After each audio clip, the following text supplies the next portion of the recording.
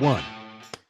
Ladies and gentlemen, welcome to another episode of The Way of El Marco. This is episode 3, and we have a very, very special guest today. I was laying in bed this morning thinking about this show today, and I was like, oh my God, dude, I've almost known this guy for 30 fucking years. 30 years, ladies and gentlemen. I want to present to you my very good friend and one of my oldest friends, ladies and gentlemen, Jonathan Barton.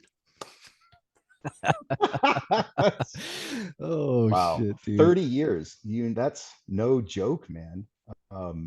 Wow. It has been a minute. It's been a minute, buddy. It's been a minute. And what I wanted to do is I wanted to start the episode with the Marine Corps hymn, but then I was afraid that YouTube was going to be like, sorry, that's copyrighted, and it was going to be all silent and shit. Sure. So Yeah. but I do gotta say, like, so this is the thing, folks. Like, I went into the Army and then he eventually joined the Marines. I'm not gonna hold it against them. Nor should you. Nor do I hold the Army against you. But I gotta say, there's a lot of cooler things. I know if any of my Army brothers are gonna be watching this, they're gonna be like, motherfucker. I But bet. Yeah. I gotta say, the Marine Corps song's probably a lot cooler than the Army song. So's our dress blues, but who's counting, right? They are pretty cool. They are pretty cool. Although you guys just got the new greens, and I gotta admit, I like those old throwback uniforms a lot. So I have not checked that out yet. So they're we've got, pretty cool. are they okay? All right, cool. So if you guys didn't know this, like, he's a longtime Marine, and he's done some really cool shit when it's come. You did some, like, you've been doing film consulting and stuff like that. Yeah. But the one thing you just told me when we were catching up here briefly, that when you were in the Marine Corps, you went through 30 different schools. Yeah, man. Holy shit! Can you tell me a little bit about that, please?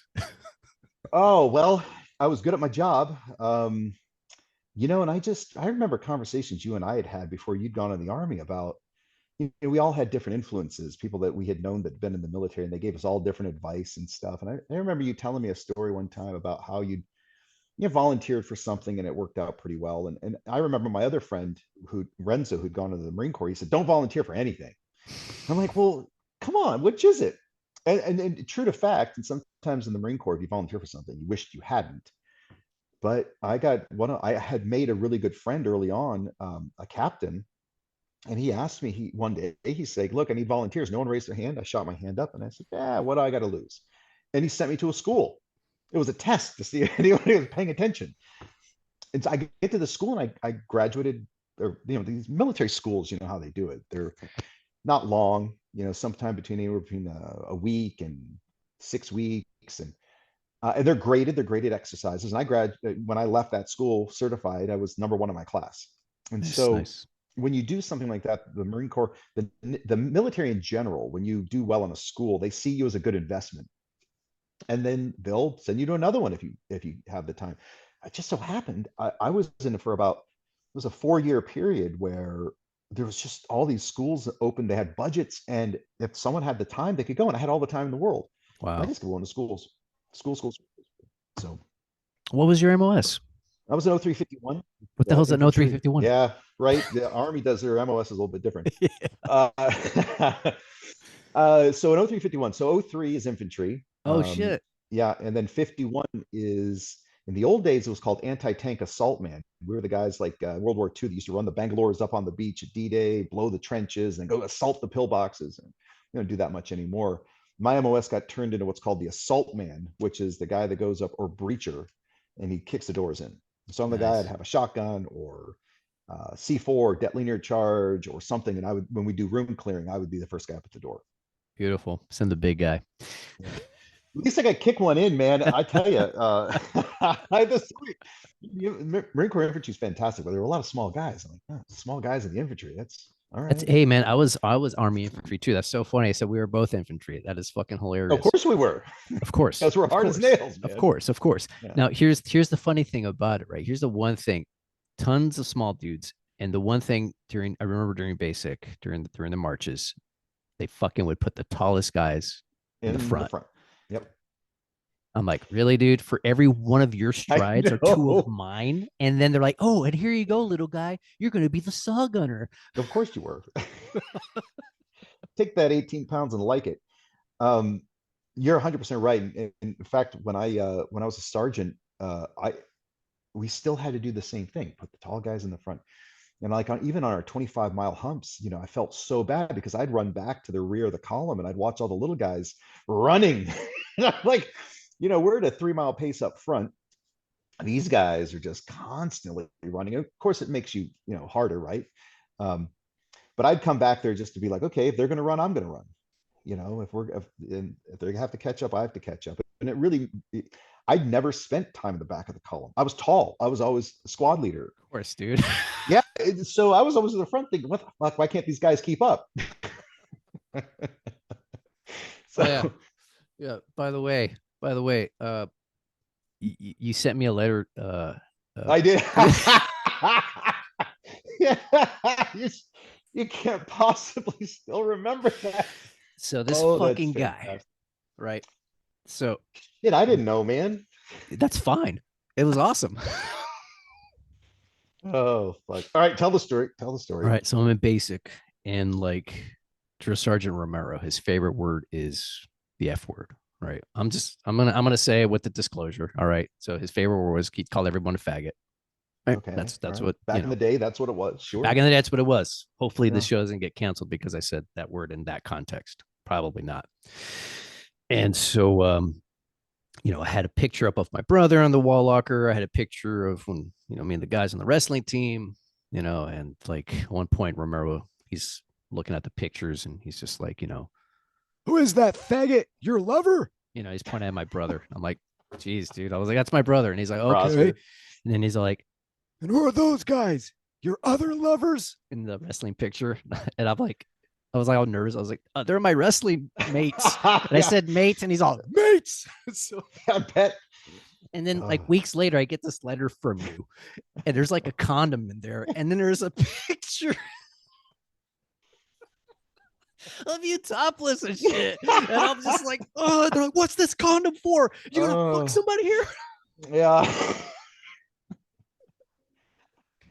Look, I think it's important for people to understand. You and I were best friends in high school. You were a year older. You left to the Army. I was still in high school. So we didn't know. We were just like, well, he must be having fun. So let's make sure he's taken care of. It was perfect. Yeah. It was perfect. Yeah. It was perfect. It was great. Okay. So I only did 3 years, 94, 97. I got 97 came. I was done. I was like, all right, tapping out. Sure. Halfway through the Army, I ended up doing some LSD. Okay. Right. It was an Army experiment. It was an experiment I was conducting on myself while I was in the Army. Okay, fair enough. It wasn't sanctioned by non-state sanctioned experiment. Yeah, definitely not. And my first year and a half, I was, so we say hua, you guys say, how do you guys say yours? Hoorah. Hoorah. Okay. Yeah. So you guys say hoorah, we say hua. You say hua every minute you can. So, it becomes a statement piece. It was ridiculous. Right, hua? Hua was everything. Hua. It was just, it just became, it was like, it became reactionary too, right? Marco, you high on that LSD hua? Right. Yeah, pretty much. Yeah. It's like, dude, I'm so hua right now.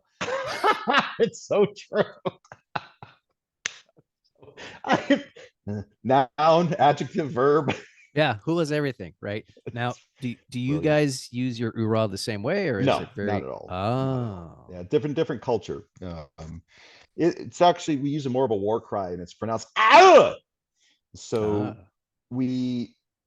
if we're in present company, it'll be an oorah, guys. What's going on, but that's the extent of it.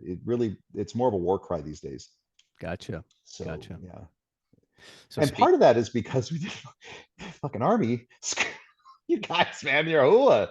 And we're like, can't be like the Army, man. Shut that oorah down. There was a period of time, man, where saying oorah even in garrison was the enemy. Oh, yeah. Would be like the Army? Nope. No, sir. No, sir. We say semper fi a lot.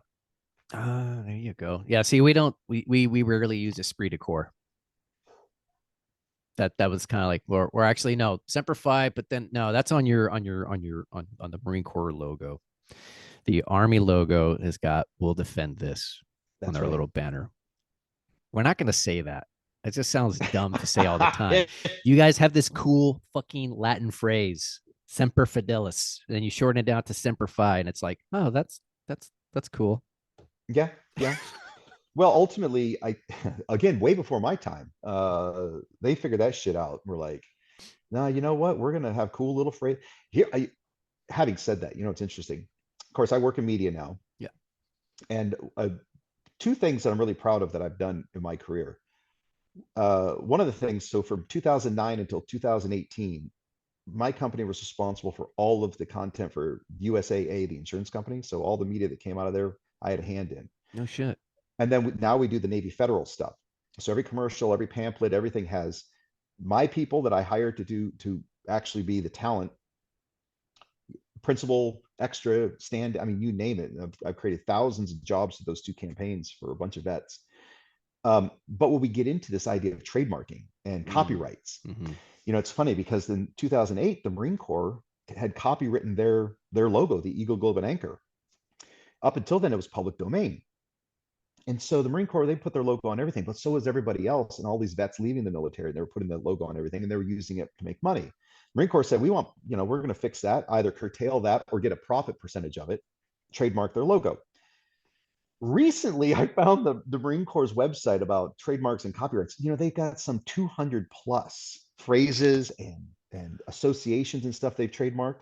One of those, believe it or not, is 1775. The actual numbers laid out like the year 1775. Guess, which is the birthday of the Marine Corps. Guess what other year branch of service was born that year? The Army. So it's like, so the Marine Corps says they own 1775 by trademark, and I bet the Army beg to differ. So That's hilarious. So did they also do that with fucking all the things that were said in Full Metal Jacket, such as choke yourself and come here pile?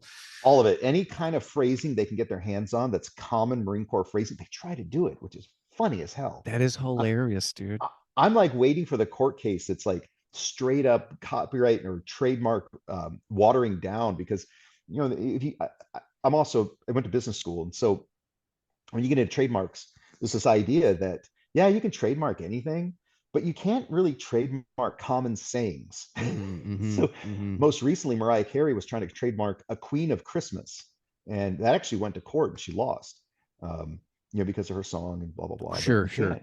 So the Marine Corps claiming some of those common phrases that are in media as trademark, they're just waiting for someone to take them to court over it Yeah. because it's trademark overreach, in my Sure, opinion. sure. That's pretty funny. Yeah, but it exists, absolutely exists.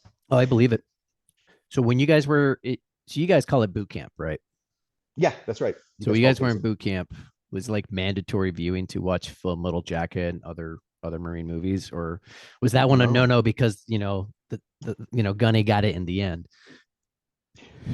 well, look, there is a very close relationship with the military in media, and it's been going on since World War II. And we only watched two movies in boot camp. You were allowed nothing else. And these were because I was in boot camp during the holiday season. So one we went to for Christmas, and the other one was for New Year's. And we watched Saving Private Ryan in one and Black Hawk Down in the other. Oh, two Army movies. No shit, right? There's some really good movies out there that just don't happen to pertain to the Marine Corps. That's fucked up. They're like, all right, man. There's some Right? Army movies for you.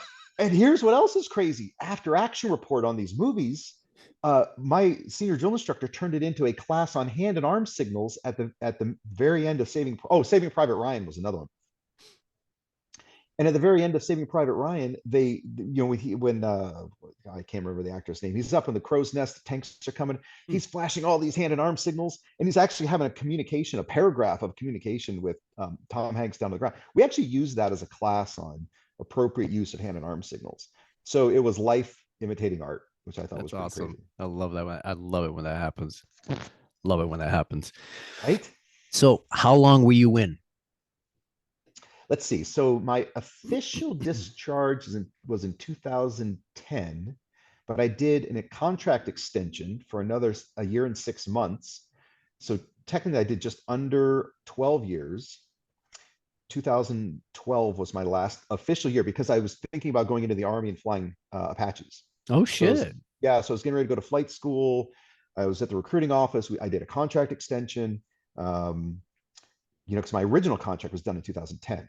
And so they wanted to keep me on contract, even though it was a Marine Corps contract, long enough to get me into an Army contract.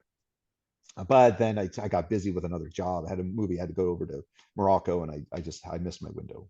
So I Gotcha. was about to age out. I was Sure. about to turn 30. I think 37 was the cutoff thereabouts, or 36 for flight school, and I was about to hit it. I only had this really narrow window, and I missed my window. So Gotcha. Gotcha. So you said you had a few deployments under your belt while you were in. yeah. So where'd you end up going? Iraq, Mhm. initial invasion, 2003. So between obviously Kuwait, Jordan a little bit, and then of course Iraq. And I was in Iraq for 6 months dealing with that, and all of a sudden we retrograded out, came back home, and at the time back then the Marine Corps was on a 6 and 7, 6 month deployment, 7 month come back home cool down, because we learned our lesson from Vietnam, where we kept guys over for tours that were a year plus, and that the PTSD. So this is an idea that, what back then we called it shell shock, and there was an idea to keep shell shock down. Of course, it didn't work. So instead of 1 year deployments like the Army was doing, or 1 year plus 6 month extensions, we were doing sixes and with a 7 month downtime. So we were what we called the bubble. So we'd come off bubble, then beyond the bubble, we'd come off bubble, beyond the bubble. So Iraq, and then again Iraq, Afghanistan, and then Djibouti, Hoa, Horn of Africa. Oh wow. Yeah, and I'd changed units by then. I'd left the line company and gone into Fourth Light Armored Reconnaissance. It was mechanized, and that Oh, mission was in Djibouti. oh, cool. Nice, Yeah. nice. Do you guys? So I was 11 Mike, 11 mechanized infantry Oh mechanized, yeah, and so yeah, Bradley's. we were on the Bradleys. Yeah. So what did you Yeah. guys have? What were your? What were you? The LAVs, the light armored vehicles, it's similar to the Bradley, only wheeled. It Yeah. uses four giant wheels, and it has a 30 millimeter. At the time I was in, it was a 25 Mike. Now it's a 30 Mike forward electric turret. So it's basically just like the Bradley. In all intents and purposes, we use the same cannon on top, Yeah. same sensor suite, same thermal vision, and we displace troops out the back just like the Bradley. It's just a Yeah. little bit narrower. It Sure. has a boat hull, and it's amphibious. Nice. Everything in the Oh, Marine Corps has to be amphibious, right? of course, of course. It has to have a propeller. Like, Yeah. it's just, They're like, look, we have one that we can attach. All right. So we're just we going to just do have to it. go. We're gonna do it. We don't care if it's 25 tons. It's called the LAV 25. So it's 25 tons. We don't care if it's 25 tons and it sinks. We're putting a propeller on that damn bastard. Yeah, dude. Marine Corps is Dude, famous for it. dude, they had for the fucking Bradleys, right? They had this whole setup where you would like put these sails around it Oh, Jesus. so it can be amphibious. Oh, the deep Right. fording It kit. was it was it Yeah. was just like the sketchiest thing. Like we only did it during Bradley school where we're like, okay, and this is gonna work. And they're like, we have no idea. But in Dude. case you have to do it, I'm like, Yeah. when, dude? Fuck. So It's out of all crazy, but it, that was the way it was done back then. And that was the way it was done with the old tankers, too. Mechanized cavalry, the idea of the tank shroud to keep the water out of the cupolas. yeah, yeah, Yeah. yeah, the tank shroud, yeah. Or like, I don't know, I don't even know if they still do this, but like at some point, weren't they like airdropping tanks as well? Or at Oh, least beyond a doubt. they were They're trying trying. they were trying. Drop 55 tons off something, see if it They're like, lands right look, up. man, if you put enough parachutes, it's gonna work. It'll work. Dude, I honestly, I think between the Marine Corps and the Navy and the Army, we have tried it all. Air Force, they get away with murder. We have Yeah, tried pretty it all. much. Pretty We much. failed at most of it. Dude, one of my favorite, I mean, besides the LSD experiments they did on soldiers and had them run through an obstacle course, that's hilarious. But Sure. Captain Kittinger in the 60s, when he went up in the weather balloon, Oh, yeah, right. right? Yeah, for sure. That whole story. Did you know his right glove wasn't on all the way? I did And not. It's yeah, and non-surprising. so it was just like freezing and pressure and just like he's like, oh, there's nothing I can do about it. Gonna keep going. Gotta keep going. Jeez. Hooah. Pretty much, dude. Pretty much. When I first read that story, I was blown away that I was like, oh my god, some dude got to do that. And then who was it? Felix Baumgartner, Baumgartner, yeah. right? Got like super sponsorship from Red Bull and like was an actual proper like spacesuit and fucking thing. They brought in Captain Kittinger to do the countdown. Oh, really? Yeah. Oh, that's Yeah. fantastic. I Yeah, had he no was idea. on the I just other end remember of the jumping. line, dude. Oh, He's just good. like, all right, you ready to do this? 10, 9, 8. But it was like, oh, civilians up in that damn thing. Yeah, Should be right. me. Pretty much, dude. Pretty much. That's I kind of felt that way too. I was like, oh wow, a civilian. Got to Yeah, break the record. you're Okay, right. Yeah, that's yeah, that's yeah, yeah. that's Look, cool. It's all it's right. cool. Civilians are astronauts now too. So That's cool. That's cool. So, what was yeah, your yeah, transition like? Like for you from leaving the Marine Corps and sure. coming back to civvy life? I think it was harder. Um, I don't know. There's so many phases. I mean, so many different years. Like it was harder when I came back from Iraq to transition. I'd lost my fiance at the time because I just wasn't ready to get back. Like I wasn't ready to be around civilians. I mean, we were just so much warfare, so many combat engagements, and I just came home and I'm like, I just want to go. Like it's funny because you can't wait to come home, then you can't wait to go back. And I said, well, at any rate, past that, when I'd finally transitioned from the active duty side to the reserve side, I I just I had a launch pad. I had already had friends in the film industry. I already knew I was going to something. I didn't know what it was. I always knew I was going to something. And what wound up happening was I wound up getting involved with other consultants who were working on other projects and had known me from back in the day. And all of a sudden, they wanted to pick my brain. Like, for example, I started working on this TV show called Jag in the last season and a half. So the military consultant of that, who's one of my best friends, and he's like, all right, John, tell me everything about Iraq. Because that show wanted, I'm like, okay, so here we go. And we started tailoring the stories to be more authentic. Um, and what was cool about that was I was then in the civilian world playing Marine every single day for way more money. Um, and on, and I was like, well, this is kind of great. And it was a great way to transition. And it's unfortunate that not everyone had that opportunity. Mhm. But my transition was, holy shit, I wake up every morning at 04. I go to work, I put a uniform on. Oh, but I'm a civilian. Like, or Mm. well, I was technically in the reserves, but you get what I'm saying. Yeah, Like yeah. I'm at a civilian job, making $800 a day, running around in the back of a deuce and a half, jumping down, laying down gunfire. Oh, wait, they're blanks. Like it was trippy. And I was wrapping my head around this. And I'm like, that's actually good. This is good. I'm with guys. We're all vets and we're doing something positive. So for me, it was a little bit more an easy glide path. Mm. One of the reasons I started helping vets in general, like all three of my businesses focus on veteran help in some capacity, was because not all of them had that same opportunity.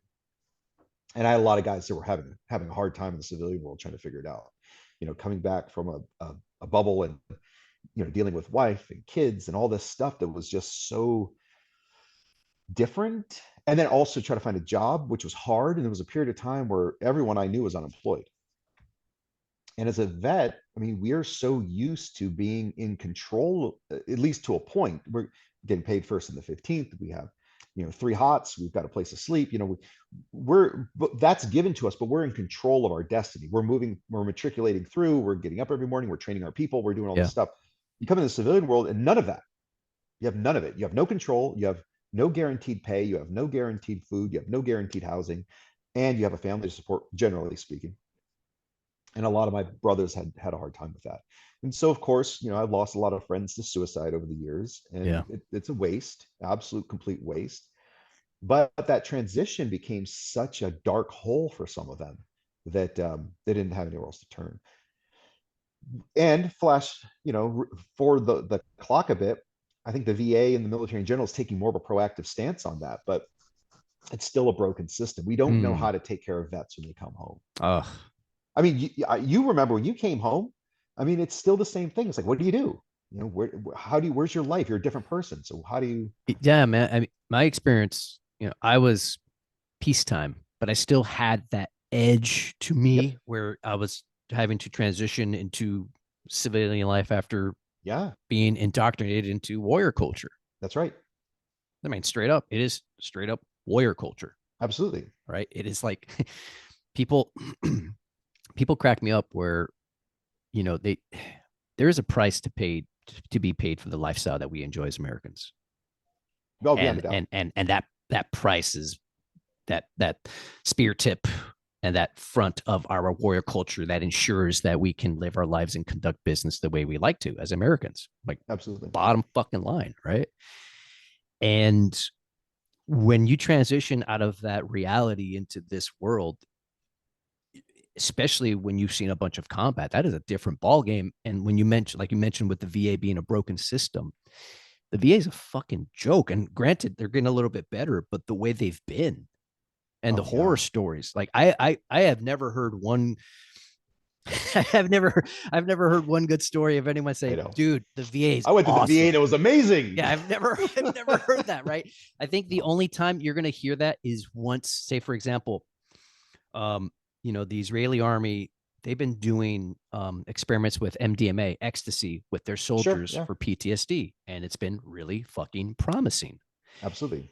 I'm not sure if the VA is about to do that, but the day they do, that's when you're going to start hearing the first Yelp reviews of saying the VA is amazing. You're right. That's not far from the mark. I know the government is looking into that. There were some promising studies out of Oregon, out of Santa Cruz. Um, MDMA is having very good, very positive results. There was a documentary done on a vet, an army vet, who was in 26 years, had uh, first sergeant, and he had horrible PTSD and was at the point of gun to his head, gonna pull the trigger. The last minute called the 800 helpline, which didn't exist back when I'd first gotten out. This is relatively recent, within the last 7 years. And somehow the woman or man talked him off the ledge. And that's when he realized he had a problem after that night. He's like, I didn't think about it when I had the loaded weapon. I only thought about it after someone told me not to do it. I'm like, holy Yeah. shit. And what he did is he sought alternative therapies and found an MDMA program in Santa Cruz that was a sanctioned, but it was still off the books, right? It was one of those experimental things, and he did it and had 100% success. And he advocates for it all the time. And I've known actual other friends that have done it too and had success. And I think the VA will adopt that as an alternative healing strategy. Look, my thing is, if something works, it works. I don't give a shit if 100%. you know. 100%. Let me ask you a question. Since you were also heavily involved with essentially being a weapons expert, all the Sure. training that you did, Boston Dynamics, artificial intelligence, what's coming down the line, right? Yeah. We're going to, I mean, we've already got drones in the sky, right? Now we're working on little, you know, pocket sized fuckers that can just blow a hole in there and send them in like insects and start doing that. And they're all fucking running by AI and that kind of shit. What what are your thoughts on that? Yeah. Well, yeah. You are. Yeah. I work in movies.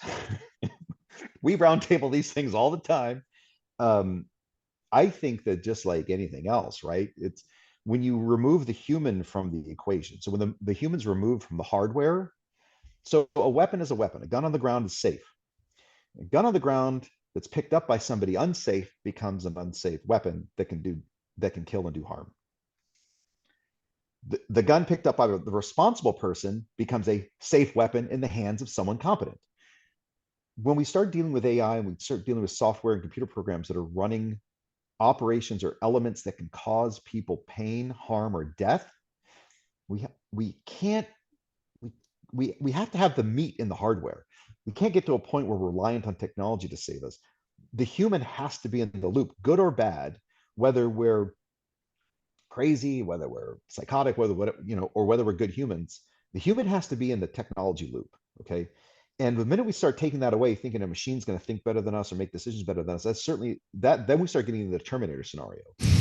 Then yeah, then it's the idea the machines will run the world, right? And we become slaves. Yeah. And look, Army, Navy, Air Force, Marine Corps, all moving toward technology as a more forward battle movement. And it's great, but we can't forget these are still any of this is implementation of weapons of war. Any weapon system can be safe and it can be used defensively, provided that the person in the loop is making cognitive decisions rationally. Can we expect that from a program? Raytheon talks about how they've got it all figured out, and I'm like, bullshit. Terminators, that storyline, they had it all figured out too. So I think we should be cautious. I'm all for technology, but man, it scares the hell out of me. Me too. Yeah, we got to be very cautious. I came across this funny ass cartoon the other day where it's multi-panel, and when I find it, I'll send it to you. Yeah, And man. it starts off with the scientists like trying to figure out AI, right? And they're like, okay, and then they figured out AI and they're high fiving each other. Well, then next thing you know, AI has now enslaved us. And so you see these AI robots whipping us. And then Yeah. there's this big ass solar flare that comes to Earth and it takes out all the AI and all the machines. And then the next panel is humans worshiping the sun again. God, it's so true. That is the circle of life when it comes to technology. Excuse me. Anything that's susceptible to that. So I don't know if you donated a bunch of my training equipment to the Ukrainians in their fight with Russia. And part of that is because I saw a need, but more importantly, past my involvement, if you look at what's happening in the war over there, drones are becoming this new constant. So there's also another part of technology which is interesting, right? So if we can get in a position where we can commandeer another army's technology, that's a superior battle tactic as well. And it's so funny how we try to one up the next guy. What the Ukrainians have been doing is using super basic radio frequencies to commandeer and steal Iranian made drones, Russian made drones, because they can. And I love it. It's absolutely brilliant. And I think that's the other handicap with technology. It's always susceptible to something. Yep. You know, Yep. to date, the human cannot be susceptible to radio frequency. Yeah. At this point. At this point. Damn, buddy. That was a quick half hour. It always is, man. Damn. We're gonna have to do this again. Because Anytime. I there's can always just come back. We can always talk. awesome, awesome, awesome. But Yeah. it's been really good, man. I really appreciate it. There's so many other levels that I still want to touch upon, different things, right? Dude, anytime. Yeah, brother. Awesome. Anytime, man. I just All love right. seeing it. And I'm really Yeah. happy you're doing this. Thanks, brother. Me too. Me too. Good to see you back in the seat. Yeah, it's good to be back. Let me end this show officially. Stop recording, and you'll hang Do out it. for a little bit more. Ladies Yeah, and man. gentlemen, that has been the third episode of The Way of El Marco. Once again, my honored guest, good friend Jonathan Barton. We'll be seeing him again on the show. If you like this, tell your grandma, have her subscribe. I'm sure she'll dig it. Two good-looking guys talking about crazy ass shit. Until then, have a good night or good morning or whatever. Let me stop this thing. Here we go. And